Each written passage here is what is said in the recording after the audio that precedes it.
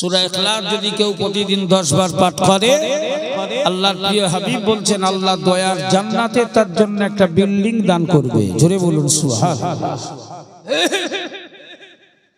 আল্লাহর আখিরি নবী আল্লাহর প্রিয় হাবিব জানালেন, মান করা সূরাতুল ইখলাস 20 মাররা।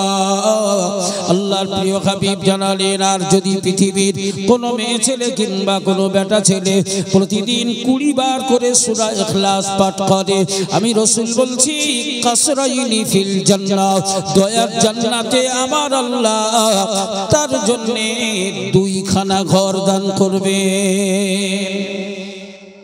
কতবার? 20 বার। আল্লাহর প্রিয় হাবিব জানালেন, মান করা সূরাতুল ইখলাস 30 মাররা। আল্লাহর প্রিয় হাবিব জানালেন, পৃথিবীর কোন মানবী যদি সূরা ইখলাস 30 বার পাঠ করে,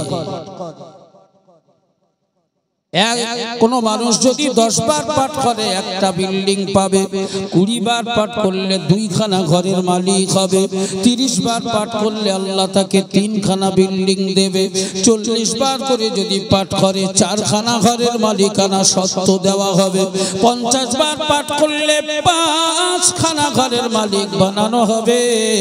এইভাবে যদি কেউ 60, 70, 80, 90, 100 বার করে সূরা ইখলাস পাঠ করে, আল্লাহর প্রিয় হাবিব বললেন প্রতি 10 বার 10 বারের ব্যবধানে আমার আল্লাহ পাকের পক্ষ থেকে একটা একটা করে ঘর বাড়িয়ে দেওয়া হবে। জুড়ে বলা যাবে না? এ জওয়ান যুবকেরা, প্রিয় হাবিব জানালেন, পৃথিবীর কোনো মেয়ে ছেলে কিংবা কোনো বেটা ছেলে, এমন কি আজ আমরা যে গ্রামে বসে আছি এই গ্রামটাকেও আমার আল্লাহ লিস্ট থেকে আলাদা করে দেন নাই। গোপালপুরের কোনো মহিলা কিংবা কোনো পুরুষ যদি প্রতিদিন ঈশান নামাজ সমাধা করে বিছানায় শয়ন করার আগে, বিছানায় শয়ন করার সময় ডান দিকে কাত হয়ে ডান হাতের উপরে মাথাটা রেখে আল্লাহর প্রিয় হাবিব জানালেন, কোন মহিলা সূরা ইখলাস যদি 3 বার পাঠ করে ঘুমায়, আমি রাসূল জানিয়ে দিলাম আমার আল্লাহ খুশি হয়ে সূরা ইখলাস 3 বার পাঠ করার উসিলায় আমার আল্লাহ পাক তার নামায়ে আমলে পূর্ণ 1 খতম কোরআন পড়ার সওয়াব লিখে দেবে। বলা যাবে না? এই সূরা ইখলাস আমরা প্রতিদিন 3 বার করে পাঠ করতে পারবো ইনশাআল্লাহ। আমাদের ফ্যামিলি সদস্য যারা আছে, আমাদের বৌমাদেরকে, আমাদের বেটিদেরকে, তাদেরকে গিয়ে বাড়িতে আমরা এই দাওয়াতটা পৌঁছে দিতে পারবো ইনশাআল্লাহ।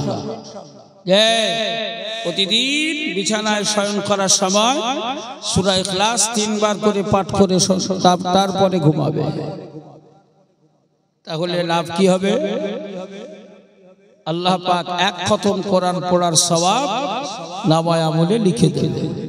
দ্বিতীয় নম্বর লাভ, রাসূল বললেন আল্লাহ ওই ঘর থেকে রুজির অভাব দূর করে দেবে। জোরে বলুন সুবহানাল্লাহ।